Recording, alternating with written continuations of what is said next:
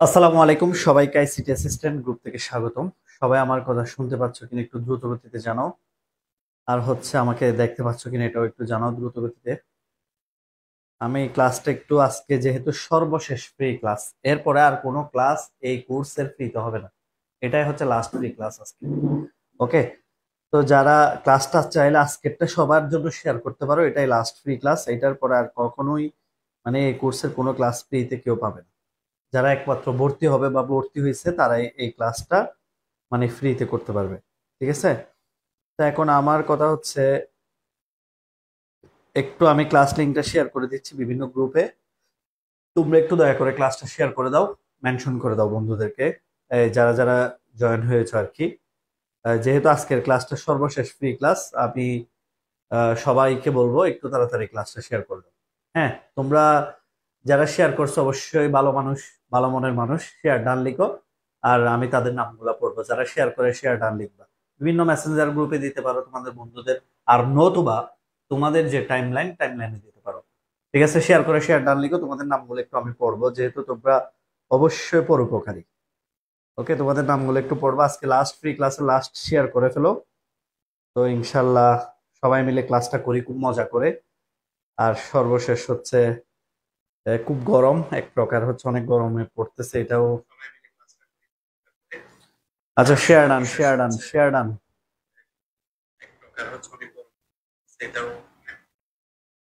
ওকে, সবাই একটু শেয়ার করে ফেলো, দ্রুত গতিতে শেয়ার করে ফেলো। এরপরে আমরা সবাই ক্লাসটা করবো একসাথে। শেয়ার ডান, এই তো সরোয়ার আলম শেয়ার ডান লিখেছে। বাকিরা সবাই কমেন্ট করো, বাকিরা সবাই কমেন্ট করো। বরাবর 30 সেকেন্ড পর কথা বলা, ক্লাস শুরু হয়ে যাবে। ওকে, বরাবর 30 সেকেন্ড পর ক্লাস শুরু হবে। সবাই শেয়ার ডান করে ফেলো, শেয়ার ডান করে ফেলো। যারা যারা শেয়ার করছো তারা বন্ধুদেরকে শেয়ার আর মেনশন করে দাও, আমি তাদের নামগুলো একটু পড়বো। স্যার আমি চলে আসলাম। Misba thank you. জুবাইর আমির বলেছো শেয়ার ডান। আচ্ছা, ওকে, সবাই একটু শেয়ার করে ফেলো। হ্যাঁ, Zafar Siddique share done, thank you. Zafar Siddique, এই যে ভালো ছেলে যারা কথা শুনে, নাসির উদ্দিন থ্যাংক ইউ। বাকিরা একটু কমেন্ট করো, বাকিরা একটু কমেন্ট করো। শেয়ার করলে তো কোনো লস লস নাই তোমার, তোমার তো কোনো লস নাই। তোমার একজন বন্ধু হলেও ক্লাসটা করতে হবে। এই তো তাহসিন আহমেদ লিঙ্কন, গুড, ভালো ছেলে। স্নিগ্ধা ভালো মেয়ে, শেয়ার ডান, থ্যাংক ইউ। ওকে ওকে, আর বাকিরা একটু করেন না কষ্ট করে। শেষ তো, আজকে লাস্ট। আর বলা হবে না, আজকে থেকে প্রাইভেট গ্রুপে ক্লাস হবে আজকের পর থেকে। আচ্ছা যাই হোক, যথেষ্ট ইনশাল্লাহ, অনেকে যুক্ত হয়ে গেছে। আমি তাহলে কথা বলা শুরু করি। যারা স্যারের কথা শুনো তারা ইতিমধ্যে শেয়ার করে ফেলছো, বাকিরাও আশা করি করে দিবা। আচ্ছা, আমরা লেকচার 1-2 পড়েছি, চ্যাপ্টার 1। তোমরা দেখেছো চ্যাপ্টার 1 কে কিভাবে পড়তে হয়, কোটায় কোটায় পড়তে হবে। যদি কোটায় কোটায় না পড়তে পারো তাহলে তোমার রেজাল্ট ভালো হবে না, কারণ এই অধ্যায়টা এতটাই গুরুত্বপূর্ণ একটা অধ্যায়। ঠিক আছে, কারণ এমন সময় তুমি কোনো ধরো প্রোগ্রামিং তোমার হঠাৎ মনে আসতেছে না পরীক্ষার হলে, তোমার হঠাৎ দেখবা ডিজিটাল ডিভাইস পারতেছো না, তখনই তোমাকে অবশ্যই চ্যাপ্টার 1 অ্যান্সার করতে হবে। অনেকের দেখা যায় ভালো প্রিপারেশন, কিন্তু এক্সাম হলে গিয়ে দেখি ম্যাথ মিলতেছে না, তখনই তোমাকে অবশ্যই অবশ্যই কি করতে হবে, চ্যাপ্টার 1 এর আশ্রয় নিতে হবে। এই জন্য চ্যাপ্টার 1 কে এভাবে প্রিমিয়াম লেকচারের মাধ্যমে পড়তে হবে। কেউ যদি আইসিটি অ্যাসিস্ট্যান্টের এই 3টা লেকচার পড়তে পারে, আর জীবনে তাকে চ্যাপ্টার 1 নিয়ে ভাবতে হবে না। ওকে, ইনশাল্লাহ। আচ্ছা যাই হোক, আমরা আজকে প্রথম যে টপিকটা পড়বো সে টপিকটার নাম হলো বায়োমেট্রিক্স। বায়োমেট্রিক্সটাই প্রথমে পড়ি। তোমরা সবাই জানো বায়োমেট্রিক্স কি, এবং না হয় এটা শুনেছ। কি শুনেছ? বায়োমেট্রিক্স হচ্ছে কি ব্যক্তি শনাক্তকরণ পদ্ধতি। ঠিক আছে, বায়োমেট্রিক্সকে আমরা কি বলি? ব্যক্তি শনাক্তকরণ পদ্ধতি। ব্যক্তি শনাক্তকরণ পদ্ধতিকে বলা হয় বায়োমেট্রিক্স, ঠিক কিনা? তোমরা এটা বেশিরভাগ শুরু হচ্ছে সিম রেজিস্টার করার সময়। তোমরা নিজের নামে যখন একটা সিম কিনতে যাও, তখনই সব সময় শুনো বায়োমেট্রিক্স পদ্ধতিতে রেজিস্ট্রেশন শব্দটি।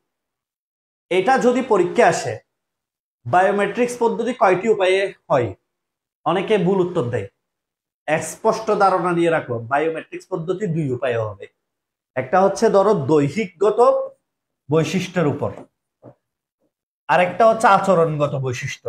এই যে আচরণগত বৈশিষ্ট্যের উপর একটা হবে। এখন স্যার তোমরা জিজ্ঞেস করতে পারো দৈহিক বৈশিষ্ট্য কি কি? দৈহিক বৈশিষ্ট্য আমরা জানি, মানুষ ফিঙ্গারপ্রিন্ট দেয়। ফিঙ্গারপ্রিন্ট দিলে মানুষকেও দ্বিতীয়ভাবে শনাক্ত করা যায়। পৃথিবীতে 600-700 কোটি মানুষ জীবিত আছে। তোমরা জানো কারো ফিঙ্গারপ্রিন্ট দুইজনের একরকম হবে না। তুমি তোমার মোবাইলটাকে নিয়ে অ্যানালাইসিস করতে পারো, তোমার মোবাইলের ফিঙ্গারপ্রিন্ট তোমার কলেজে আশেপাশে চোখের সামনে যাকে দেখো তাকে দিয়ে খুলতে দিলে কি পারবে? খুলতে পারবে? পারবে না। কেন পারবে না? কারণ হলো কি, ফিঙ্গারপ্রিন্ট শুধুমাত্র যারটা তার নিজস্ব ব্যক্তিগত শনাক্ত পদ্ধতি। তার মানে এই যে দৈহিক বৈশিষ্ট্যের সবচেয়ে জনপ্রিয় পদ্ধতির নাম হলো অবশ্যই ফিঙ্গারপ্রিন্ট। এই ফিঙ্গারপ্রিন্ট কখনো দুইজন মানুষের একরকম হবে না। কথা ক্লিয়ার কিনা? কথা ক্লিয়ার কিনা? দুইজন মানুষের ফিঙ্গারপ্রিন্ট কি একরকম হবে? হবে না। তাহলে আমরা এখান থেকে শিওর হলাম একটা হচ্ছে ফিঙ্গারপ্রিন্ট। দুই নাম্বার যেটা, সেটা হচ্ছে হ্যান্ড জিওমেট্রি। হ্যান্ড জিওমেট্রি, এই যে মানুষ বলে তাকে কি জানো, মানুষের নাকি যত কোটি মানুষ আছে পৃথিবীতে, হাতের এই ফার্মের তালু, আঙ্গুলের লেন্থ গুলা, আঙ্গুলের লেন্থ, ফার্মের এই তালুর অংশ, এগুলো নাকি সমান হবে না। প্রত্যেক মানুষের ভিন্ন ভিন্ন। দেখবা বিভিন্ন তোমরা স্কুল কলেজে পর্যন্ত বর্তমানে এগুলা কি আছে, হাত পাঞ্চ করে ঢুকতে হয়। তাহলে এই হ্যান্ড জিওমেট্রি হচ্ছে প্রত্যেক মানুষ থেকে মানুষের আলাদা। এরপরে হচ্ছে আমরা মুখমণ্ডল রিকগনিশন, ফেস রিকগনিশন। এটা অলরেডি আমরা মোবাইলে দেখি, মোবাইল ফেস দেখলে খুলে যায়, ঠিক কিনা? তার মানে হচ্ছে কি ফেস রিকগনিশন, ফেস। ওকে, মুখমণ্ডল দেখে আমরা কি করতে পারি? শনাক্ত করতে পারি। এরপরে আছে হচ্ছে কি আইরিশ বা রেটিনা স্ক্যান, চোখের মনি স্ক্যান। এগুলো হচ্ছে উচ্চ সিকিউরিটি। আচ্ছা দেখো তো, তোমার আর আমার চোখ দেখতে একই রকম না? আমার আর তোমার চোখ দেখতে একই রকম, সবার চোখ দেখতে একই রকম প্রায়। কিন্তু আল্লাহ মানুষকে এমন ভাবে সৃষ্টি করছে, প্রত্যেক মানুষের যে কোণ কুশ, রড কুশ গুলো আছে, এগুলা হচ্ছে ভিন্ন ভিন্ন। এগুলো একজন মানুষের সাথে আরেকজন মানুষের সম্পূর্ণ আলাদা। আমাদের চোখ এমনি ফিজিক্যালি দেখতে একই রকম, কিন্তু ভিতরের যে স্ক্যান করলে যে কোণ কুশ, রড কুশ কাজ করে, সেগুলো হচ্ছে ভিন্ন ভিন্ন। এগুলাকে বলা হয় আইরিশ স্ক্যান। ওকে, আইরিশ স্ক্যান। এবং সবচেয়ে হাই সিকিউরিটি, যখন সব সিকিউরিটি ফেল, মানুষের আঙ্গুল কেটে গেছে, হাত কেটে গেছে, ফেস নষ্ট হয়ে গেছে আগুনের পুড়ে, চোখ নষ্ট হয়ে গেছে, এখন আল্লাহ তো বলতেছে তাকেও শনাক্ত করা যাবে, বিজ্ঞানও বলে তাকেও শনাক্ত করা যাবে, সেটা হচ্ছে ডিএনএ টেস্ট। তোমরা জানো যে কখনো মানুষ আগুনে পুড়ে ছাই হয়ে গেছে, তারও যদি ডিএনএ সিকোয়েন্স বের করা হয়, তার বংশ, তার মা বাবা খুঁজে বের করা যায়। তাইলে সবচেয়ে জনপ্রিয় সিকিউরিটি হচ্ছে, লিখে রাখো, জনপ্রিয় সিকিউরিটি হচ্ছে ফিঙ্গারপ্রিন্ট, আর সবচেয়ে হাই সিকিউরিটি হচ্ছে ডিএনএ টেস্ট। ঠিক আছে, সবচেয়ে হাই, উচ্চ সিকিউরিটি, মানে এর চেয়ে আর কোনো উচ্চ সিকিউরিটি আমি। তাহলে আমরা এখান থেকে দুইটা জিনিস, সেগুলো হচ্ছে ব্যক্তি শনাক্তকরণ পদ্ধতি, দৈহিক বিষয়। দৈহিক বিষয় হচ্ছে এগুলো fingerprint, hand geometry, face, Irish, DNA test. এগুলা দিয়ে মানুষ একজন মানুষকে দৈহিকভাবে অদ্বিতীয়ভাবে শনাক্ত করা যাবে। এগুলা কখনোই দুইজন মানুষের একরকম হবে না। ঠিক সেম আচরণগত বৈশিষ্ট্য, তবে এগুলো কপি করা যায়। আচরণগত বৈশিষ্ট্য কি জানো? Signature verification, voice verification. তোমার আর আমার দস্তক বাংলাদেশে বর্তমানে এখনো কোন কোন বৈশিষ্ট্য আছে? ব্যাংকের মধ্যে দস্তখত, সাইন ছাড়া টাকা দেয়? দিবে না। তার মানে সিগনেচার ভেরিফিকেশন হচ্ছে কি মানুষকে শনাক্ত করার পদ্ধতি, যেটা এখনো পর্যন্ত বাংলাদেশে আছে, ব্যাংকের মধ্যে প্রচলিত। ব্যাংকে তুমি যাও, সিগনেচার করে চেক দাও, টাকা তোমাকে দেয়। এরপরে আর আছে হচ্ছে কি তোমার কোনটা, ভয়েস, কণ্ঠ। তুমি কখনোই আসিফের কণ্ঠ শুনে বলবা না এটা হচ্ছে কি আতিফ আসলাম, এটা কখনোই বলবে না তুমি। আতিফ আসলামের কণ্ঠ একরকম, অরিজিৎ সিং এর কণ্ঠ আরেক রকম। তারপরে হচ্ছে মমতাজের কণ্ঠ হইলে তো কথাই নেই, এটা সবাই চিনবে। তার মানে আমার কণ্ঠ আমি পড়াচ্ছি একরকম, পড়ানো আরেকজন পড়াইলে আরেক রকম। তাহলে ভয়েস হচ্ছে কি আরেক ধরনের টেস্ট। এরপর হচ্ছে টাইপিং কিস্ট্রোক। টাইপিং কিস্ট্রোক মানে কি জানো? ধরো পাসওয়ার্ড, এক একজনের পাসওয়ার্ড একরকম। তোমার মোবাইলের একটা পাসওয়ার্ড, আরেকজনের একটা, তোমার ফেসবুকের একটা পাসওয়ার্ড, এক একজন এক একটা নাম্বার দিয়ে সেট করে রাখে। তবে এগুলো কপি করা যায়, একজন ভয়েসে নকল করা যাবে না। আমি চাইলে আরেকজনের ভয়েসে কথা বলতে পারবো না চেষ্টা করলে, অন্যরা পারে না এরকম। সিগনেচার নকল করতে পারে না। তোমরাও তো প্র্যাকটিক্যাল কথা সাইন করা, টিচার যদি সাইন না দেয় এমনি নকল করে দাও, করো কি করো না? তার মানে তোমরাও এই সমস্ত জিনিসকে নকল করতে পারো, দৈহিকগত বৈশিষ্ট্যকে নকল করার কোনো উপায় নেই, কিন্তু আচরণগত বৈশিষ্ট্যকে নিয়মিত তুমি নকল করতেছো। আমরা কত অভিনয় দেখি ভয়েস নকল করে করে, এগুলাই হচ্ছে বায়োমেট্রিক্স। কথা ক্লিয়ার কিনা সবার বলো তো, সবার ক্লিয়ার কিনা বলো তো বায়োমেট্রিক্স পদ্ধতিটা, বায়োমেট্রিক্স পদ্ধতিটা সবার ক্লিয়ার কিনা? স্যার হোস্টেলে থাকাকালীন সিগনেচার নকল করা অনেক বাড়ি আসা হয়েছে। আচ্ছা যাই হোক, আমি আসলে তেমন ডিটেলসে যাব না, এখানে অনেক কিছুই তোমাদের বেসিক পড়াচ্ছি যেগুলা ইনশাল্লাহ তোমার পরীক্ষা এভাবে লিখলে হয়ে যাবে। আচ্ছা ক্লিয়ার কিনা বলেন তো একটু সবাই, সবাই একটু ক্লিয়ার কিনা, সবাই একটু ক্লিয়ার কিনা বলেন তো।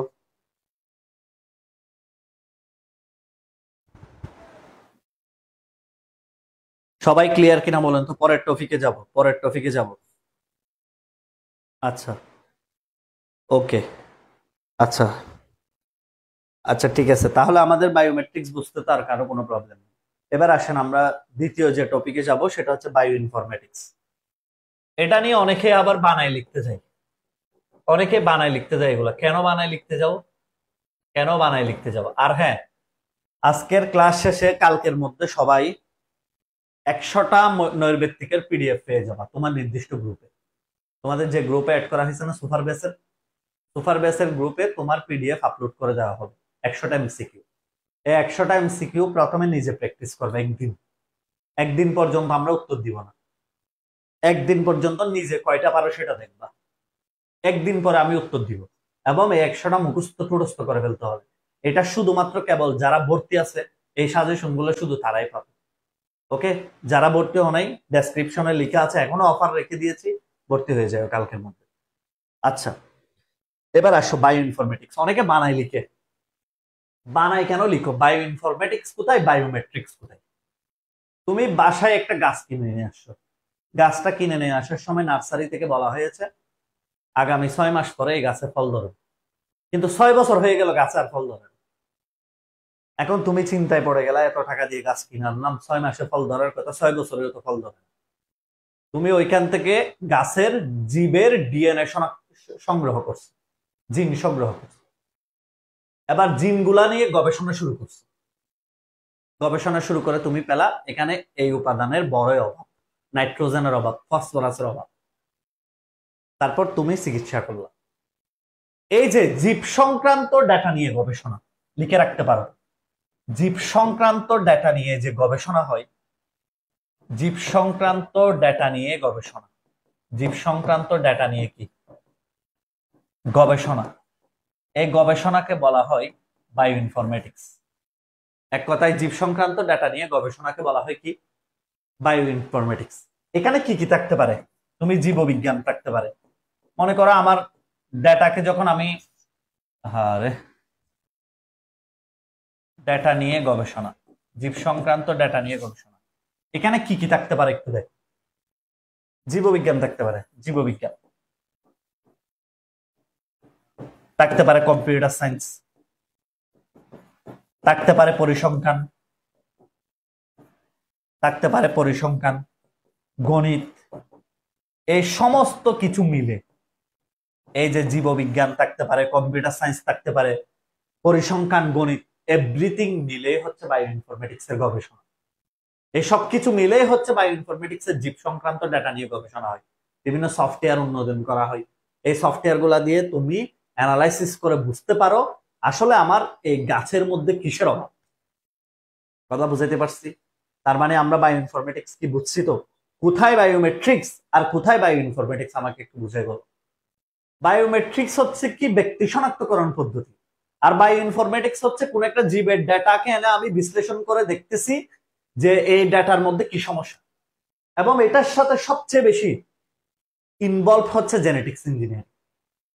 তোমরা জানো 1971 সালে ফল বার্গ সর্বপ্রথম জেনেটিক্স ইঞ্জিনিয়ারিং এর সূচনা করেন। জেনেটিক্স ইঞ্জিনিয়ারিং, বংশগতিবিদ্যা, এটা কি স্যার? একটু মনোযোগ দিয়ে কথা শুনবেন সবাই। এটা কি, কত সালে? 1971 সালে। কে আবিষ্কার করেন? পল স্ট্রাউসবার্গ। জিন প্রতিস্থাপন বিদ্যা, লিখে রাখতে পারো, জিন প্রতিস্থাপন বিদ্যা, জিন প্রতিস্থাপন বিদ্যা। এক কথায় আমরা কলপ করানো দেখছি না? সবাই তো দেখছি গ্রামে কলপ করাই না? একটা গাছের থেকে ডাল কেটে আনি, অন্য একটা গাছকে পরিষ্কার করে ওইখানে ডালটা লাগাই, বেঁধে দিই। কিছুদিন পর নতুন একটা জীবকোষের সৃষ্টি হয়। এই নতুন জীবকোষ যে সৃষ্টি হয় সেটাকে বলা হয় আরডিএনএ বা recombinant DNA, deoxyribo nucleic acid. লিখে রাখতে পারেন, recombinant deoxyribo nucleic acid, nucleic acid. Recombinant DNA কোনটা? এই যে জিন প্রতিস্থাপনের ফলে সৃষ্ট নতুন জীব, এই যে সৃষ্ট নতুন জীব যেটা হচ্ছে সেটাকে আরডিএনএ। এবং এই আরডিএনএ এর ফলে একটা নতুন জীব কোষ সৃষ্টি হয় না? ফুলে যায় না? নতুন একটা কোষ সৃষ্টি হয় না? ফুলে যায় না? এই যে আরডিএনএ সমৃদ্ধ জীবকোষকে বলা হয় জিএমও। লিখে রাখতে পারো, আরডিএনএ সমৃদ্ধ জীবকোষ, সমৃদ্ধ জীবকোষ, এটাকে বলা হয় কি? জিএমও। জিএমও মানে হলে কি? Genetically modified organism. এই যে মডিফাইড অর্গানিজম, লিখে রাখেন এগুলা। আমি একটু সরে দাঁড়াই, আগে এগুলা লিখেন, এরপর আমি সামারি করতেছি, সবকিছু সুন্দর করে বুঝাই দিব। আগে এগুলা লিখে রাখেন। আর ডিএনএ সমৃদ্ধ জীবকোষকে জেনেটিক্যালি মডিফাইড অর্গানিজম বলে। সবাই লিখে রাখেন, সবাই একটু লিখে রাখেন, আমি সুন্দর করে এগুলা সামারি করে দিচ্ছি।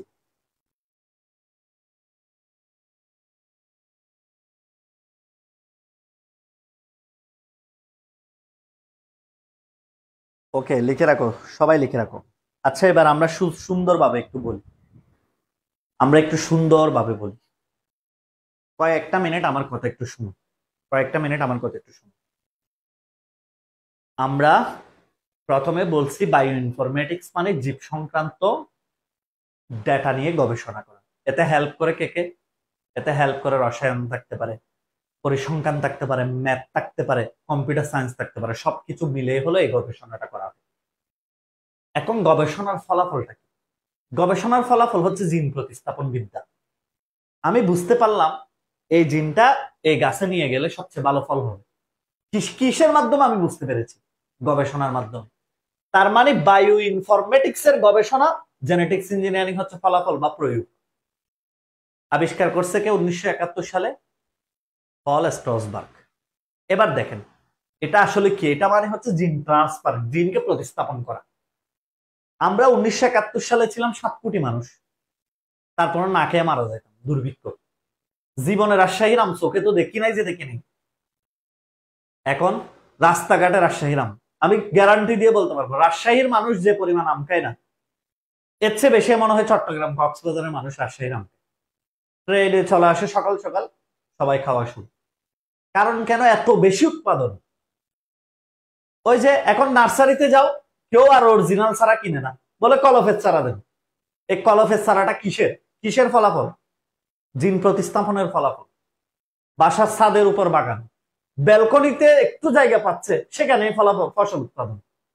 আগে জমিতে ফসল, এই জমিতে ধান হইতো বছরে 2 বার, আর এখন হয় 3 বার। কারণ কেন? এখন পানি বেশি হলে কোন ধান, পানি না থাকলে কোন ধান, সমস্ত কিছুর গবেষণা আছে। জায়গা আগের চেয়ে কমে গেছে, মানুষ বাড়িঘর করে ফেলছে, এরপরও ছোট ছোট জায়গায় মানুষ বাগান করে, আমের বাগান, মাছের প্রচুর মাছ পুকুরে, ইলিশের মানে জিন বিশ্লেষণ করে দেখো কত ইলিশ উৎপন্ন হচ্ছে। তাহলে আমাদের ফ্যাসিলিটিস কমে গেছে, জায়গা কমে গেছে, কিন্তু উৎপাদন কমে নাই, উৎপাদন বরং বৃদ্ধি পেয়েছে, শুধুমাত্র একটা জিনিসের কারণে, সেটা হচ্ছে জেনেটিক্স ইঞ্জিনিয়ারিং এর কারণে। এখানে জিন প্রতিস্থাপন করা হয়।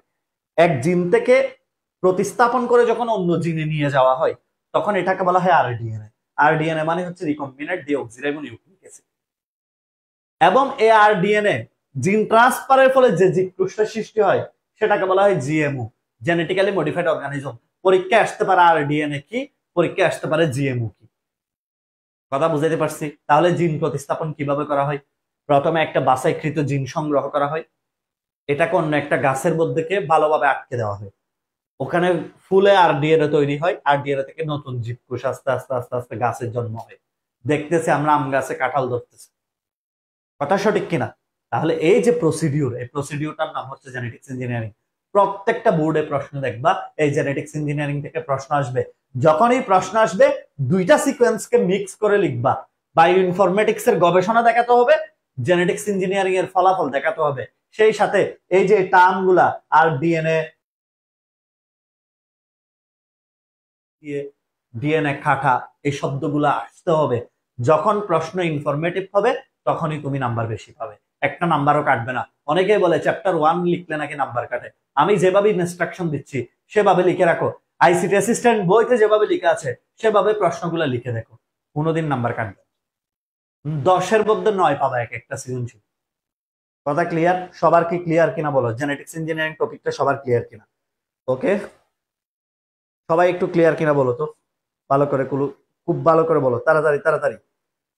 ওকে, একটু ক্লিয়ার কিনা বলেন সবাই। সবার কি এই টপিকটা ক্লিয়ার কিনা আগে বলেন, সবার এই টপিকটা ক্লিয়ার কার কার?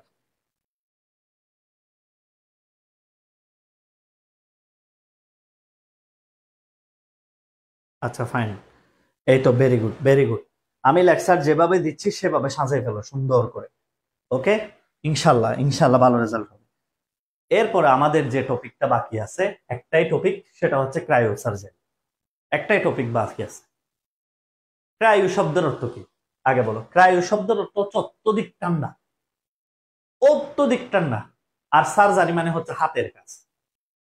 এক কথায় অত্যধিক ঠান্ডা ব্যবহার করে যে চিকিৎসা পদ্ধতি, এটা একটা গ্রিক শব্দ। ক্রায়ো শব্দটা হচ্ছে একটা গ্রিক শব্দ। এই যে গ্রিক শব্দ, এটা হচ্ছে ক্রায়ো শব্দটা হচ্ছে গ্রিক শব্দ। এটাও নৈর্ব্যক্তিক আসছে, এটাও নৈর্ব্যক্তিক আসছে। এই ক্রায়ো শব্দটা হচ্ছে গ্রিক শব্দ। এই ক্রায়ো সার্জারি হচ্ছে কি? অত্যধিক শীতলীকরণ তাপমাত্রা প্রয়োগ করে চিকিৎসা পদ্ধতি। লিখে রাখতে পারো, অত্যধিক শীতলীকরণ তাপমাত্রা প্রয়োগ করে চিকিৎসা পদ্ধতি। শীতলীকরণ তাপমাত্রা প্রয়োগ করে চিকিৎসা পদ্ধতি। তাপমাত্রা প্রয়োগ করে চিকিৎসা পদ্ধতি। আর আমরা আগামীকালকে ক্লাস আছে না পেইড বেসের, আগামীকাল থেকে আমরা আমাদের পেইড বেসের গ্রুপে, প্রাইভেট গ্রুপে চ্যাপ্টার 5 শুরু করে দিব, প্রোগ্রামিং। সুপার বেসের যারা আছে সবাই প্রোগ্রামিং এর জন্য মানসিকভাবে প্রস্তুত হয়ে যাও। স্পেশাল ক্লাস হবে, স্পেশাল। এবং সেই সাথে গ্যারান্টি দিচ্ছি, প্রোগ্রামিং থেকে যে 25 নম্বর আসবে, কেউ যদি আমাদের সুপার বেসের ক্লাস করতে পারে, 1 নাম্বারও মিস হবে না, 1 নাম্বারও। সেভাবে আমি সাজেশন দিব, সুপার ভাবে সাজেশন তৈরি করছি। আরেকটা কথা, সুপার বেসের কেউ যদি বই না কিনে থাকো, আগামী 2 থেকে 3 দিনের মধ্যে বই কালেক্ট করে ফেলবা। আমাদের স্টুডেন্টদেরকে অবশ্যই অবশ্যই বই কালেক্ট করে ফেলবা। বাইরের যারা আছে তারা, এরা তো আফসোস করবে, বই পাবে না কিছুদিন পরে। ঠিক আছে, এই জন্য তোমাদেরকে তাড়াতাড়ি বলতেছি, কিনে ফেলবা। আগামী কালকে থেকে আমরা প্রোগ্রামিং শুরু করে দিব। ওকে, সবাই কি বুঝতে পারছো?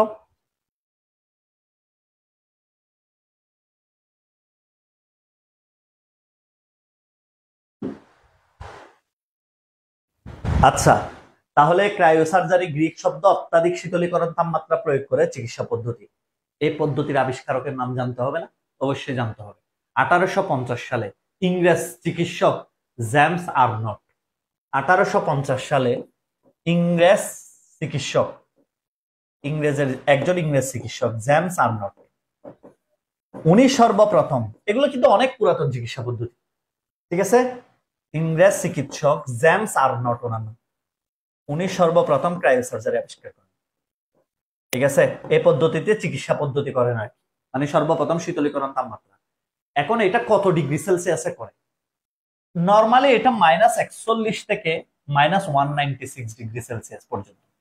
ঠিক আছে, -41 থেকে 41 থেকে ডিগ্রি সেলসিয়াস থেকে -196, এর মধ্যে যে কোনো একটা টেম্পারেচার ধরে করা হয়। ঠিক আছে, এটা বিশেষ করে কোথায় ব্যবহৃত হয়? ত্বকের ক্যান্সার, মানুষের ত্বকে যখন ক্যান্সার হয়, ওরাল ক্যান্সার, প্রস্টেট ক্যান্সার, স্তন ক্যান্সার, এই যে এই সমস্ত ক্যান্সারের ক্ষেত্রে, লিভার ক্যান্সার, এই চিকিৎসার, এই সমস্ত ক্যান্সারের চিকিৎসায়, নতুবা ধরো টিউমার, আসিল, এই সমস্ত চিকিৎসার ক্ষেত্রে এই ক্রায়োসার্জারি চিকিৎসা পদ্ধতিটা ব্যবহৃত হয়। এটা কিরকম করে করে স্যার? -41°C তাপমাত্রায়। চিন্তা করে দেখো, 0°C একটা বরফ হাতে ধরলে অবস্থা খারাপ হয়ে যায়, কিছুক্ষণ পরে দেখা যায় কাঁচি দিয়ে কাটানো যাবে না। -41 মানে বুঝতেছো কি অবস্থা হবে? 0°C মানুষের হাত কাটা যায় না, এমন অবস্থা হয়ে যায়, কাটলেও বুঝতে পারবে না। আর -41 মানে তো এটা পুরাই অন্যরকম। এই অবস্থায় এই -190°C থেকে 41 তরল নাইট্রোজেন গ্যাস, লিখে রাখো, তরল nitrogen gas, oxygen, carbon die oxide, argon, ডাইমিথাইলপ্রোপেন, এই গ্যাসগুলা দিয়ে এই চিকিৎসা পদ্ধতিটা চালনা করা হয়। মানে এই গ্যাসগুলা প্রবেশ করানো হয়। তারপরে আমি একটু সুন্দর করে মার্ক করে দিচ্ছি কি কি গ্যাস। দেখো, একটা হচ্ছে -এত°C তাপমাত্রায়, এই যে গ্যাসগুলা, ঠিক আছে, এই গ্যাসগুলা দেখেন, তরল nitrogen gas, oxygen, carbon die oxide, argon, ডাইমিথাইলপ্রোপেন, এই গ্যাসগুলা প্রবেশ করানো হয়। তারপরে জিনিসটা মোমের মতো গলে যে আস্তে আস্তে সার্জারি করে বের করে ফেলা হয়। তাহলে এইগুলাকে বলা হয় আবার, এই যে ক্রায়োসার্জারি চিকিৎসায় যে গ্যাসগুলা ব্যবহৃত হয় এগুলাকে কি বলে জানো? এগুলাকে বলা হয় ক্রায়োজেনিক এজেন্ট। পরীক্ষায় সংজ্ঞা হিসেবে এটাও আসতে পারে যে ক্রায়োজেনিক এজেন্ট কি।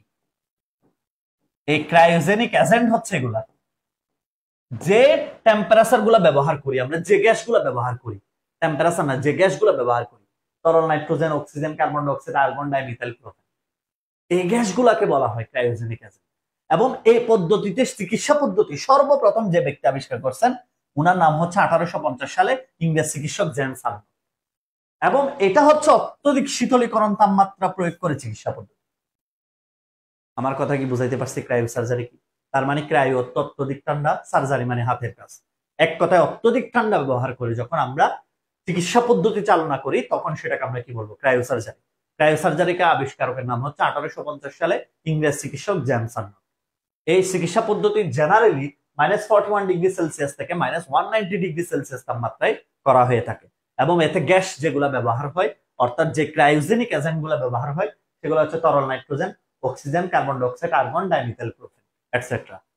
কথা ক্লিয়ার? সবার কি ক্লিয়ার কিনা বলেন তো? সবার কি ক্লিয়ার কিনা একটু বলেন, কথা ক্লিয়ার কিনা সবার? ওকে, আমাকে একটু বলেন তো কথা ক্লিয়ার কিনা। ওকে, সবাই একটু ক্লিয়ার কিনা বলেন। একজনে বলছে 3-4 দিন আগে অর্ডার দিছে এখনো পাই না। পেয়ে যাবেন, পেয়ে যাবেন। তার 2 দিন আগে অর্ডার দিলাম, পেয়ে যাবেন।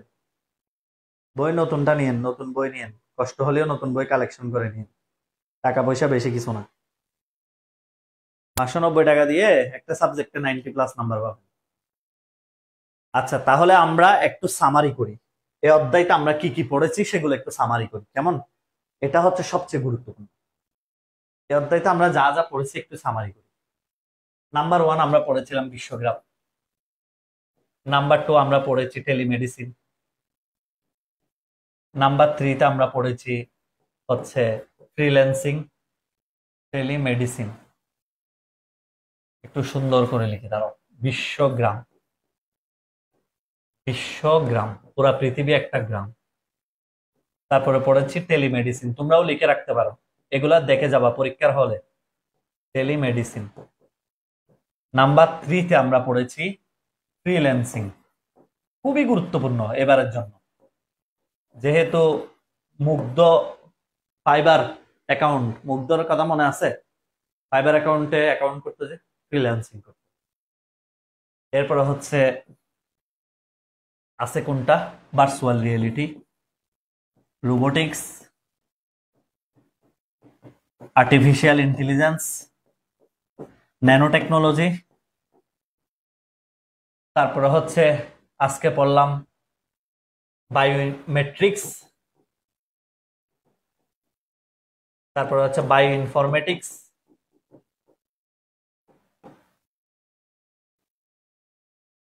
তারপরে হচ্ছে ক্রায়োসার্জারি, জেনেটিক্স ইঞ্জিনিয়ারিং। কেউ যদি বলে এগুলার বাইরে সাজেশন দেন, এ তোমার লাইফের ক্ষতি করতেছে আর কিছু না। কেউ যদি বলে এর বাইরে সাজেশন দেন, এগুলো একটা টপিকও বাদ দেওয়ার মতো টপিক না। 10টা বোর্ড আছে, 10টা বোর্ডে কোনো একটা বোর্ডে ঘুরে ঘুরে আসবে এগুলো। আমাদের 3টা ঘন্টা পুরা দিন মিলে, পুরা বছর মিলে 3 ঘন্টা যে কষ্ট করতে পারবে আইসিটি অ্যাসিস্ট্যান্টের এই 3টা ক্লাস করতে পারবে, তার সারা জীবনের জন্য চ্যাপ্টার 1 ক্লিয়ার হয়ে যাবে। এবং এত বেশি বেসিক সমৃদ্ধ ক্লাস হয়েছে, ইনশাল্লাহ আর কিচ্ছু লাগবে না বাইরে। কথা ক্লিয়ার? সবার কি ক্লিয়ার কিনা বলেন তো? সবার কি ক্লিয়ার কিনা একটু বলেন? সবার কি ক্লিয়ার কিনা একটু বলেন? আমি ক্লাস সংক্ষিপ্ত কেমনে করব বলেন? আরো 3টা সংক্ষিপ্ত প্রশ্ন পড়াইতে হবে, কয়েকটা সংক্ষিপ্ত প্রশ্ন আছে, এগুলা পড়াইতে হবে। এরপরে আছে হচ্ছে আপনার সৃজনশীল দেখাইতে হবে। আমি কাঁচা ক্লাস করাই না, আইসিটি অ্যাসিস্ট্যান্টে ক্লাস করবেন পূর্ণাঙ্গ ক্লাস। ক্লাস করবেন, সৃজনশীল দেখবা, সুন্দর করে সবকিছু দেখে প্রশ্ন মন মতো হয়েছে কিনা চ্যাপ্টার 1 ক্লোজ, এরপরে চ্যাপ্টার 5 শুরু হবে ইনশাল্লাহ। ওকে, একটু তাড়াহুড়া কম করবা, প্রয়োজনে যে কোনো একটা ক্লাস রেকর্ড করে নিবা, তাড়াহুড়া কম করো, ভালো মতো শিখো। এবার লিখো প্রথম অধ্যায়ের গুরুত্বপূর্ণ সংজ্ঞা। প্রথম অধ্যায়ে কিছু গুরুত্বপূর্ণ সংজ্ঞা আসতে পারে, সেগুলো লিখো। Number 1, virus. ভাইরাসের পূর্ণরূপটা আসতে পারে vital information resources under siege. এটা আমার প্রত্যেকবারই আসে ঘুরে ফিরে, রিসোর্সেস আন্ডার সিস। দেখো, গুরুত্বপূর্ণ তথ্য এবং সম্পদ জব্দের আন্ডারে। এটা একটা ক্ষতিকারক প্রোগ্রাম, এটা একটা ক্ষতিকারক প্রোগ্রাম। বায়োলজির ভাষায় যদি বলো ক্ষতিকারক জীবাণু, কিন্তু আইসিটির ভাষায় বললে ক্ষতিকারক প্রোগ্রাম। এবং এটার আবিষ্কারকের নাম হলো ফ্রেড কোহেন। যদি ভাইরাস থেকে কোনো প্রশ্ন আসে, এই 3টা লাইন থেকে আসবে। পূর্ণরূপ vital information resources under siege, ক্ষতিকারক প্রোগ্রাম, এটার আবিষ্কারকের নাম হলো ফ্রেড কোহেন। এই 3জনের, এই 3টা ইনফরমেশন থেকে ভাইরাস থেকে প্রশ্ন আসলে আসবে। ওকে, ঠিক আছে? সবার কি ক্লিয়ার? ডান লিখো, ডান। যদি লেখা হয়ে থাকে ডান লিখো, যদি লেখা হয়ে থাকে ডান লিখো।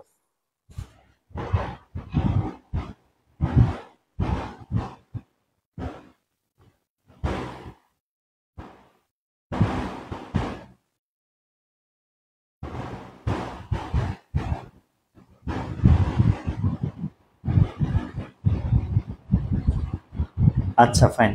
এবার আসি, দ্বিতীয় হচ্ছে স্প্যামিং। দ্বিতীয় যেটা, সেটা হচ্ছে স্প্যামিং। স্প্যামিং, এই যে স্প্যামিং, এক কথায় লিখো অযাচিত মেসেজ। অযাচিত মেসেজ বা ইমেল, এগুলাকে বলা হয় স্প্যামিং। ইভেন আমাদের মোবাইলে এগুলো আসে। আমরা যখন সকালবেলা ঘুম থেকে উঠি, দেখি যে হাবি জাবি বিজ্ঞাপনের মেসেজ আসতে আসতে আমাদের ইনবক্স ভরে যায়, ঠিক কিনা? আবার ইনবক্সে দেখিও, মেসেজের মেয়েদের ইনবক্সে বা ছেলেদের ইনবক্সে দেখবে স্প্যাম বক্স আছে, একটা স্প্যাম। এই যে অযাচিত যে মেসেজ আসে, ইমেল আসে, এগুলাকে বলা হয় স্প্যামিং। ঠিক আছে? এরপর আরেকটা আছে হচ্ছে ফিশিং। ফিশিং লিখো সবাই, ফিশিং। লুবে ফেলে প্রতারণা করা, লুবে ফেলে প্রতারণা করা।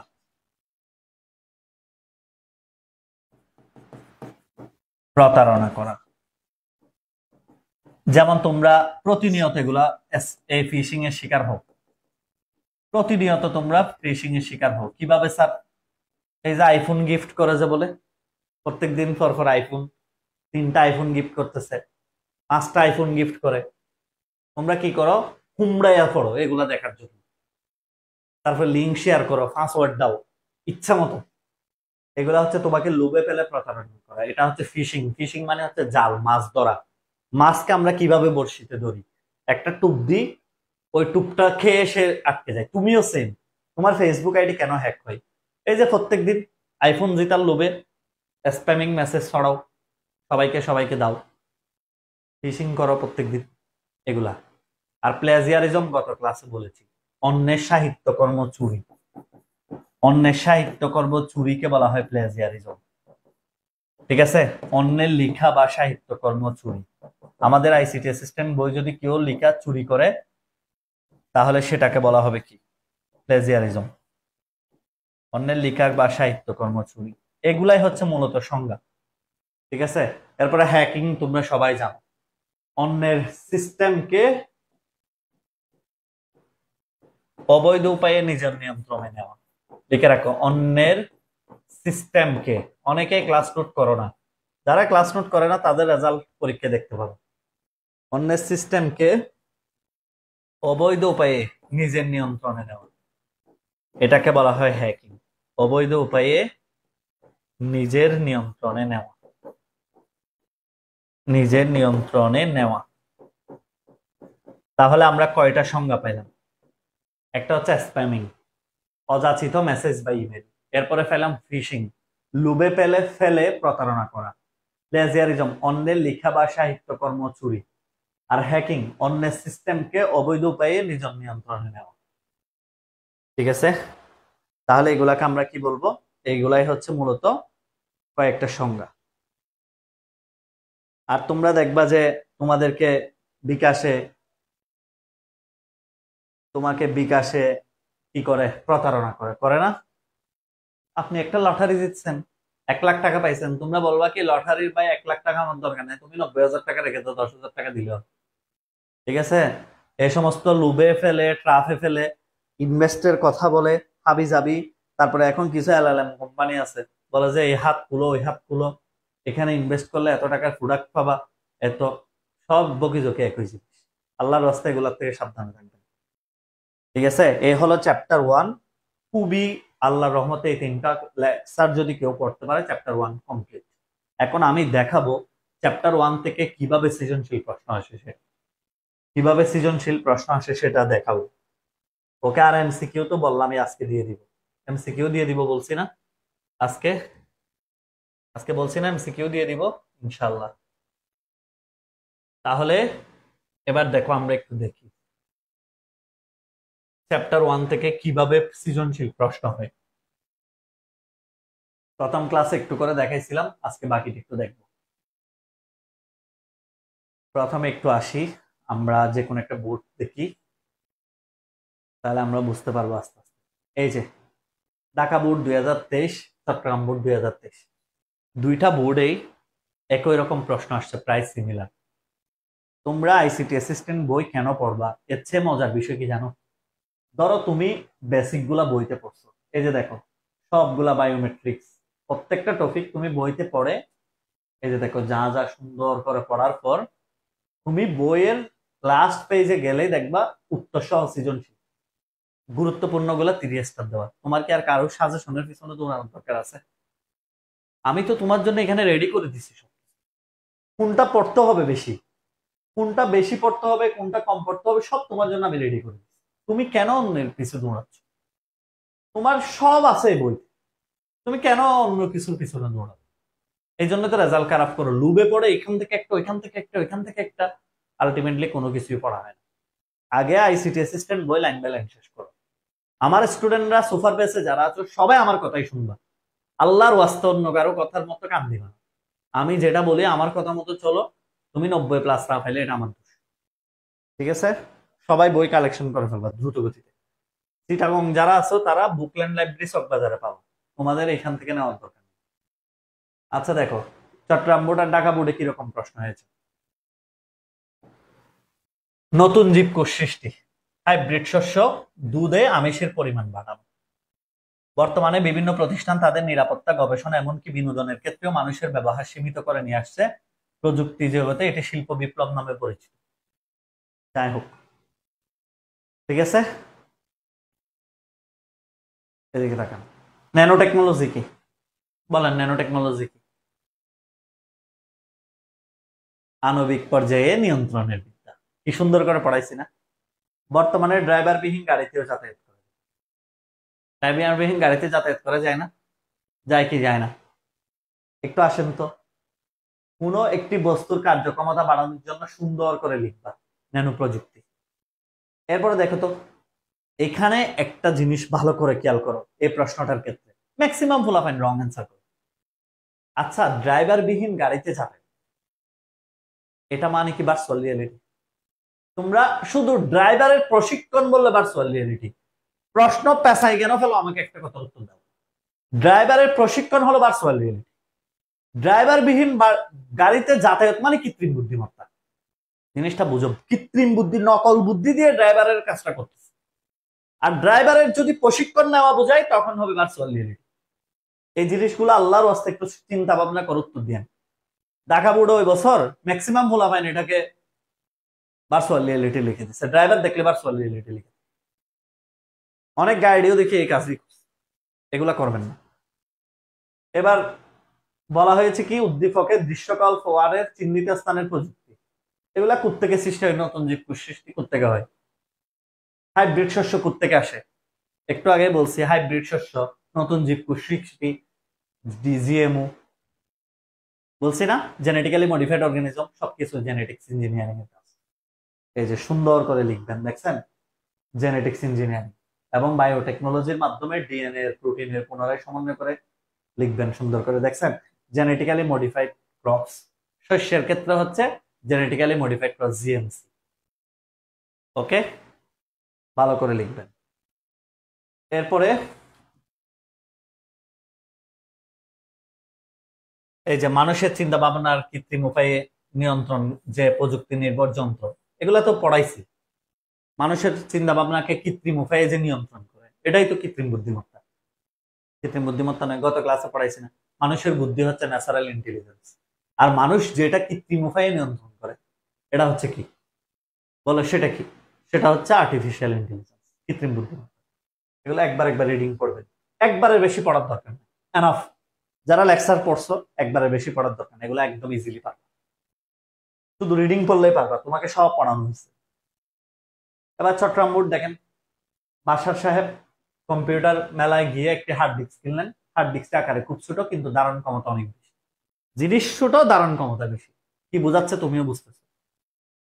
তিনি বন্ধু প্রিন্সকে হার্ড ডিস্কটি দেখানোর জন্য তার অফিসে গেলেন। প্রিন্সের অফিসে গিয়ে দেখলেন উক্ত অফিসের কর্মকর্তা কর্মচারীগণ একটি যন্ত্রের দিকে তাকালে অফিসের দরজা খুলে যায়। মানে তাকাইছে, অফিসের দরজা খুলে গেছে। বুঝতেছো তো কি কি বুঝাইছে? তুমি অলরেডি জ্ঞাত। এই যে আসেন, ন্যানো টেকনোলজিকে আবার আসছে, অতিরিক্ত রক্তকরণ ছাড়াই অপারেশন সম্ভব, ক্রায়ো সার্জারি, শীতলীকরণ পদ্ধতির চিকিৎসা পদ্ধতি। ওকে, সুন্দর করে পড়বেন। এই যে রক্তপাতহীন চিকিৎসা পদ্ধতি, ক্রায়ো সার্জারি, এমন এক ধরনের চিকিৎসা পদ্ধতি যেভাবে এখানে লেখা আছে ওভাবে লিখবা। এবার ডিভাইসটির প্রযুক্তি, তোমরা সবাই জানো, ছোট জিনিস ধারণ ক্ষমতা বেশি, ন্যানো টেকনোলজি। এই পদ্ধতিতে অবশ্যই এগুলা ব্যাখ্যা করবা। টপ ডাউন পদ্ধতিতে উপকরণ পরমাণু স্তরের তোমাদেরকে পড়াইছি না? টপকে ডাউন পদ্ধতিতে এনে আমরা বড় প্রযুক্তি, একসময় অনেক বড় ছিল, আস্তে আস্তে ছোট হয়ে গেছে। একটা টিভি আগে ছিল পিছনে অনেক মোটা, আর এখন দেখো পুরো একটা ওয়ালের মধ্যে লেগে যাচ্ছে।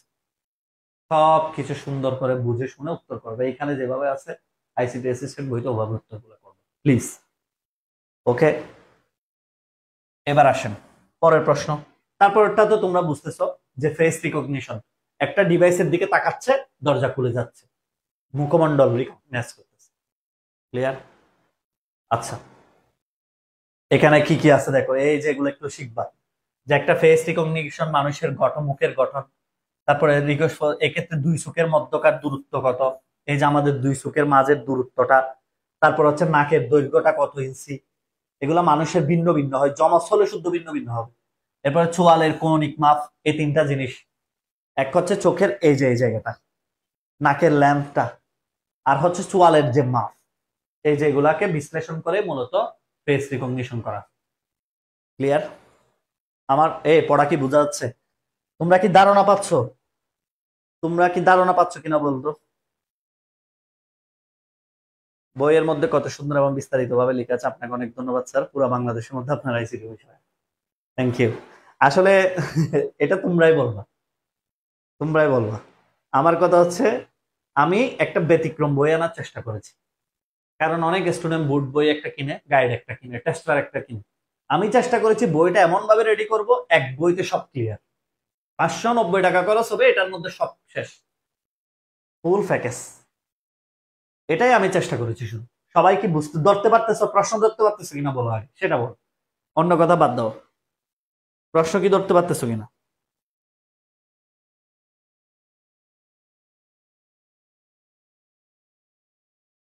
সবাই কি প্রশ্ন ধরতে পারতেছো? আচ্ছা, আরেকটা প্রশ্ন দেখি, বেশি গরম লাগতেছে আমার। যাই হোক, সমস্যা নেই। আজকে দেখো, একই তো কক্সবাজার থেকে আসছি, অনেক দ্রুত এসে ক্লাস নিচ্ছে অফলাইনে 3টা। এই যে যেগুলা বুট 3 স্টার দেওয়া, এগুলা বেশি শিখবা। 3 স্টার দেওয়া গুলা শিখবা। আরেকটা আরেকটা দেখাই, আরেকটা দেখাইলে বুঝতে পারবা। এই যে এটা বেশি গুরুত্বপূর্ণ আছে। এই যে এটা দেখো।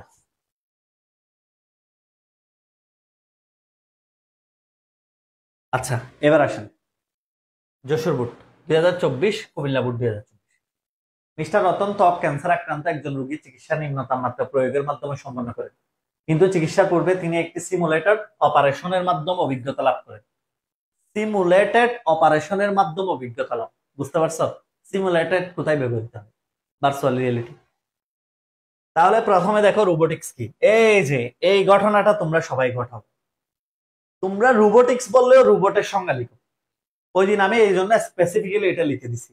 রোবট এক জিনিস, রোবোটিক্স আরেক জিনিস, সংজ্ঞা সম্পূর্ণ ভিন্ন। সংজ্ঞা হবে সম্পূর্ণ ভিন্ন। তাহলে রোবোটিক্স কি? রোবোটিক্স হচ্ছে এই যে বিজ্ঞান ও প্রকৌশল বিদ্যার একটি শাখা, যেখানে রোবট সম্পর্কিত ধারণা, নকশা, উৎপাদন কার্যক্রম, ব্যবহার ক্ষেত্র ইত্যাদি বিষয় নিয়ে গবেষণা করা। এবার দেখো, বিশেষ প্রযুক্তির মাধ্যমে নিরাপদে ড্রাইভিং প্রশিক্ষণ সম্ভব। প্রশিক্ষণ বললেই বুঝে যাইতে হবে এটা ভার্চুয়াল রিয়েলিটি। ঠিক আছে, ঠিক আছে কিনা? নিরাপদে ড্রাইভিং প্রশিক্ষণ, নিরাপদে ড্রাইভিং প্রশিক্ষণ, এটা বললেই বুঝে যেতে হবে এটা ভার্চুয়াল রিয়েলিটি। এই যে দেখো, নিরাপদে ড্রাইভিং প্রশিক্ষণ হচ্ছে কোনটা? এই যে বিশেষ প্রযুক্তি বললে ভার্চুয়াল রিয়েলিটি, এই যে এটা বুঝে ফেলতে হবে। এবার রতনের চিকিৎসা পদ্ধতি। চিকিৎসা পদ্ধতি তোমাদের পুরা বইতে একটাই আছে, একটাই চালাই দিবা, ক্রায়ো সার্জারি। এখানে আর কোনো চিকিৎসা পদ্ধতি আসার সম্ভাবনা নেই। তারপরে হচ্ছে ডক্টর রতনের অপারেশনের অভিজ্ঞতা লাভের প্রযুক্তিটি শিক্ষা ও গবেষণা বাণিজ্যে ব্যবহৃত হয়। একটু মনোযোগ দিয়ে তাকান, প্রশ্নটা বুঝেন। বলছে একটি সিমুলেটেড অপারেশনের মাধ্যমে অভিজ্ঞতা লাভ করেন। একটি সিমুলেটেড অপারেশনের মাধ্যমে অভিজ্ঞতা লাভ করেন, তার মানে তোমাকে বুঝে ফেলতে হবে এই অভিজ্ঞতা লাভ করছে এই প্রযুক্তি ভার্চুয়াল রিয়েলিটি। এবং এই ভার্চুয়াল রিয়েলিটিটা কোথায় কোথায় ব্যবহৃত হয়? গবেষণায় বলছে, ব্যবসা বাণিজ্যে বলছে। তোমাদেরকে কিন্তু আমি এগুলো পড়াইছি আগে, মনে আছে কিনা? গবেষণার জন্য এই মানে সৌরজগতে একজন মহাশূন্যে যাবে, সে আগে সুন্দর করে নিজে একটা প্র্যাকটিস গ্রহণ করে। তারপরে হচ্ছে ব্যবসায় একটা উৎপাদন যন্ত্র বানাচ্ছে, সেই উৎপাদন যন্ত্রটা আগে বানাই, সে বুঝতে পারে যে এখানে লাভ কেমন হবে, বেশি হবে না কম হবে। এগুলো সুন্দর করে যদি গুছাই লিখতে পারো, এই যে এখানে একদম পয়েন্ট আকারে যেভাবে দেওয়া আছে, শিক্ষাক্ষেত্র, গবেষণা, এভাবে ব্যবসা বাণিজ্যে 3টা পয়েন্টে যখন লিখবা, 100% শিওর থাকো তোমার নাম্বার কাটার কোনো ধরনের কি নেই, মানে ইয়ে নেই। আমাদের কি প্রশ্ন, আমরা আগে সব সময় এই যে দেখো, যে প্রশ্নগুলো 3 স্টার দেওয়া আছে এগুলো আগে শিখবো। যেগুলো 3 স্টার দেওয়া নেই এগুলো আপনি রিডিং করলে পড়ো, অসুবিধা নেই। তবে আগে 3 স্টার মানের প্রশ্নগুলো আমরা প্রথমে পড়ে ফেলবো। এই যে ময়মনসিংহ বোর্ড 24, এগুলা পড়ে সুন্দর করে গুছিয়ে গুছিয়ে আমরা প্রিপারেশনটা নিব। এখন তোমরা আমাকে বলো, এই 3টা লেকচারের মাধ্যমে তোমাকে আমি পুরা চ্যাপ্টার 1 কে গুছিয়ে দিতে পারছি কিনা? আর 100টা নৈর্ব্যক্তিক যেগুলা পড়াবো সেগুলা পড়বা, আর আইসিটি অ্যাসিস্ট্যান্ট বইয়ের এমসিকিউ প্র্যাকটিস করবা। তোমাকে যদি এই অধ্যায় থেকে কেউ 1 নাম্বারও কাটতে পারে, আমাকে এসে বলবো। 1 নাম্বারও কেউ কাটতে পারবে না। এই অধ্যায়ের এমসিকিউ গুলো আইসিটি অ্যাসিস্ট্যান্ট বই থেকে পড়বা, আর ওই 100টা এমসিকিউ তে তুমি টেস্ট করবা, নিজেকে পরীক্ষা দিবা। কথা ক্লিয়ার কিনা বলো? যে সবার কি এই অধ্যায়টা একেবারেই ক্লিয়ার কিনা একটু বলেন তো। শোনো, কেউ কি আর মুখস্থ লিখতে পারবা? আমাদের বইয়ের উত্তর তো আর মুখস্থ লিখতে পারবে না, হুবহু মুখস্থ উত্তর লেখা সম্ভব না। ওইখান থেকে আইডিয়া নিবা, আইডিয়া নিয়ে নিজের মতো সাজিয়ে গুজিয়ে সুন্দরভাবে লিখবে। ঠিক আছে, বইতে যা উত্তর আছে ওইখান থেকে আইডিয়া নিবে, আইডিয়া নিয়ে নিজের মতো সাজিয়ে গুজিয়ে সুন্দর করে উত্তরটা লিখবা। ওকে? আচ্ছা, ওকে, সবার ক্লিয়ার কিনা বলো? সবার ক্লিয়ার? সবার ক্লিয়ার কিনা একটু বলেন তো।